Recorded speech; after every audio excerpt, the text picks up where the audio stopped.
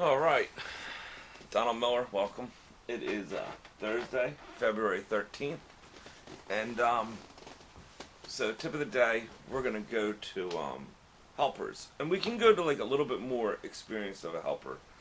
Helpers that just get into the trade, you guys are you're overwhelmed by the everything going on, and you're not you see it, but you have no idea of what's actually taking place.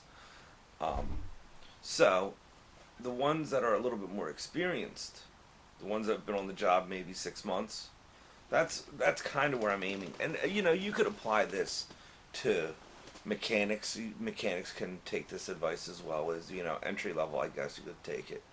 So, you want to learn the rhythm of the job you're on.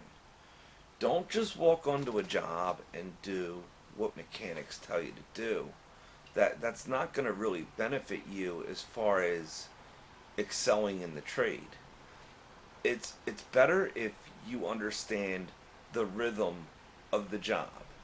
So if you're working underneath mechanics that their most productive hours are 10 to 12, you need to prepare yourself to be productive between 10 and 12. If your mechanics in the morning like to do a certain routine, see the rhythm they're in from what they do in the morning to midpoint morning to after lunch to the afternoon. Learn that rhythm, learn that ritual, learn that cycle. Okay? That if you learn the cycle, it'll benefit your education. Don't go and ask mechanics questions when they're in the middle of their peak hours.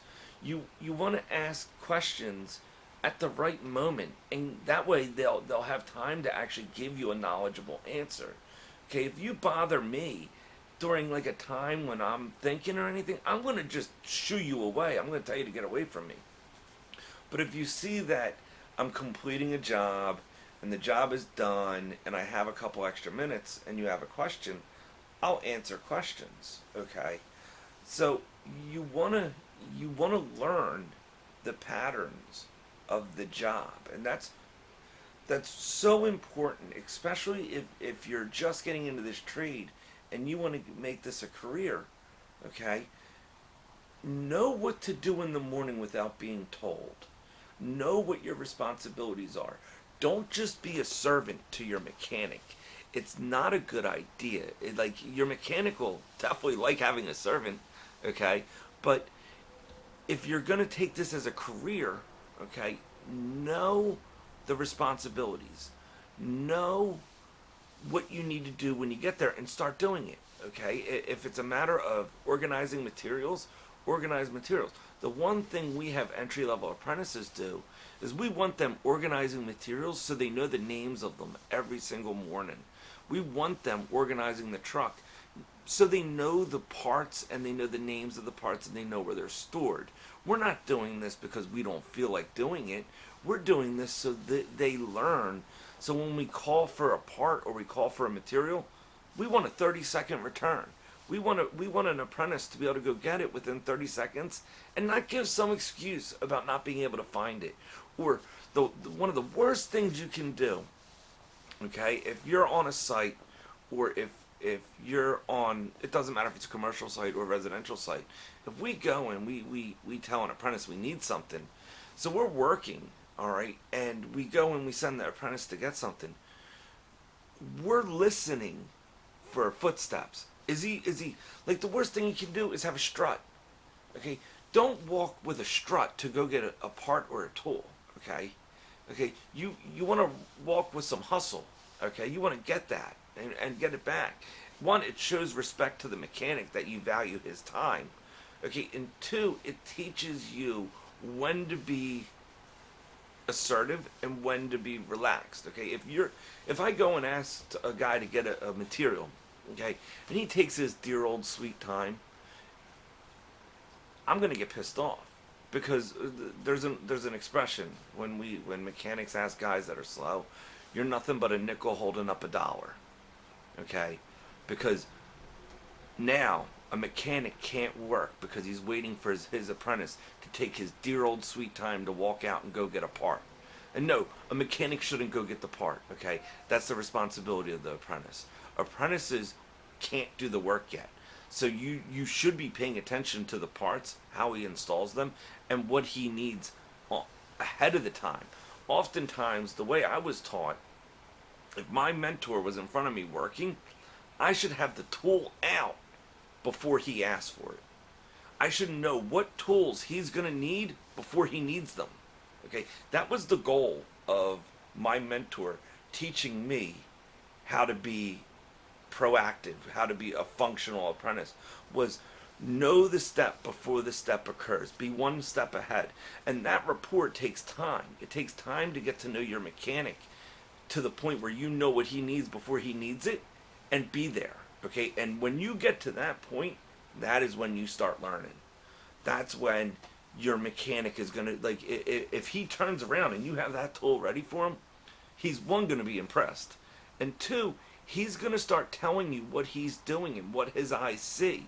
That was the one thing that taught me the most, was as soon as I got to that level, as we were working, my mentor started verbally seeing everything his eyes saw. Okay, and by doing so, I started seeing everything he saw.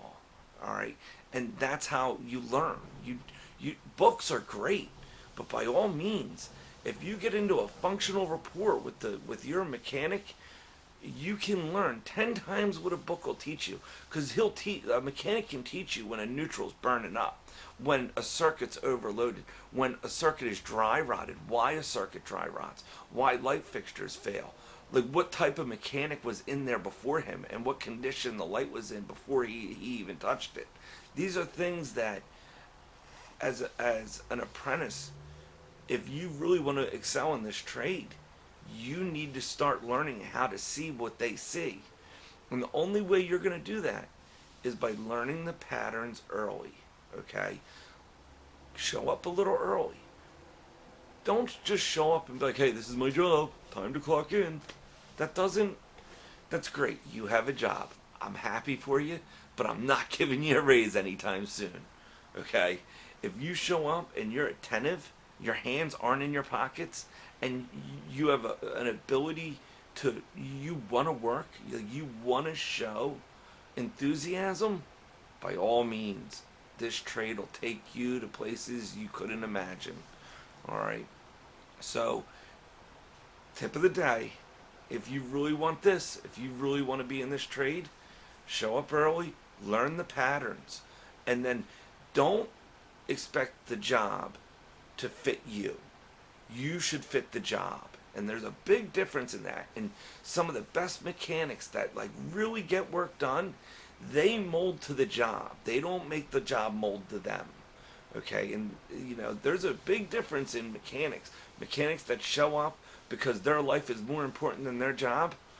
You can tell. You can tell the importance of the job to the mechanic based on how he works, how much he gets done, the efficiency of the job. Because mechanics that mold themselves around the job are just 10 times better. It's a pleasure to work with them. The job, it's a different mentality. Like you can feel it when you walk onto a job and you have like a really good foreman and you have some good mechanics and even the apprentices and everyone is like on a rapport with each other. Best time you'll ever have on a job site. Fridays are amazing because Fridays are, most of the time the work gets done so quickly. Halfway through Friday is all about just going on a nice easy pace to finish the week because all your completion rates are done. Okay, that's like, those jobs are amazing. Okay, the guys that don't get to that and they're crying, they're yelling at guys, it's night and day. All right, so strive to get to that pattern. Strive to know it. Okay, set when you go to sleep. Set when you wake up. Get into a pattern that'll benefit you, not hurt you. All right. God bless. Enjoy your Thursday. Bye-bye.